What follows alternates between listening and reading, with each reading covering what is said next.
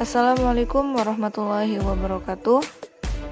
Kali ini kita akan belajar materi transaksi keuangan dan bukti transaksi pada perusahaan jasa. Transaksi keuangan adalah suatu transaksi yang dilakukan perusahaan dalam merealisasikan tujuan perusahaan, yaitu mencari keuntungan.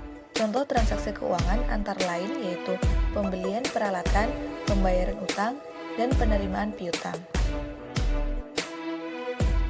Transaksi yang dilakukan perusahaan harus disertai dengan bukti penunjang seperti faktur, kwitansi, dan nota kredit. Bukti transaksi adalah bukti-bukti atas terjadinya setiap kegiatan transaksi dalam suatu perusahaan. Bukti transaksi dibagi menjadi dua, yaitu bukti transaksi eksternal dan bukti transaksi internal.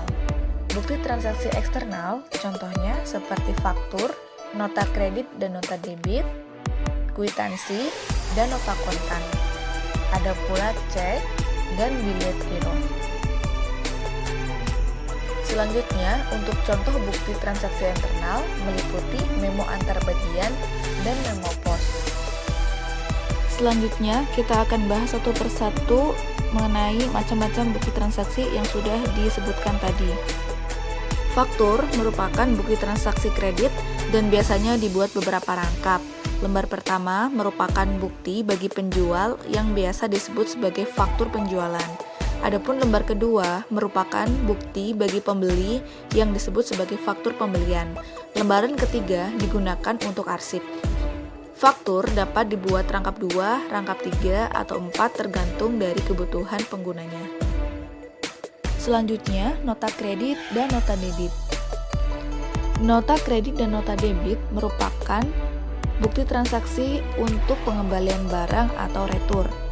Nota kredit dibuat oleh pihak penjual, sedangkan nota debit dibuat oleh pihak pembeli. Nota kredit biasanya dibuat rangkap 2, nota aslinya akan diserahkan kepada pembeli, sedangkan salinannya akan disimpan oleh penjual. Begitu juga dengan nota debit. Nota debit dibuat dengan rangkap 2 yang asli diserahkan kepada penjual, sedangkan salinannya disimpan oleh pembeli. Selanjutnya, kwitansi.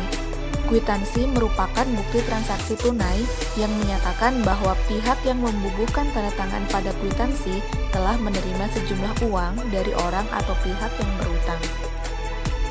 Kwitansi dapat dibuat dengan rangkap 2, 3, atau lebih.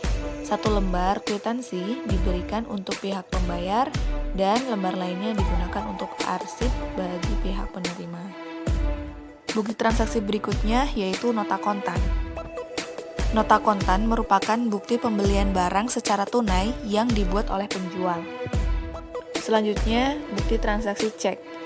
Cek adalah surat perintah yang ditujukan kepada bank untuk membayar sejumlah uang yang tertulis pada cek kepada pembawa cek atau orang yang namanya tertera pada cek tersebut.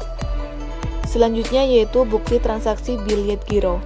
Biliet giro adalah surat perintah pemindah bukuan dari nasabah suatu bank kepada bank yang bersangkutan untuk memindahkan sejumlah uang dari rekeningnya ke rekening penerima yang namanya tertulis dalam biliet giro.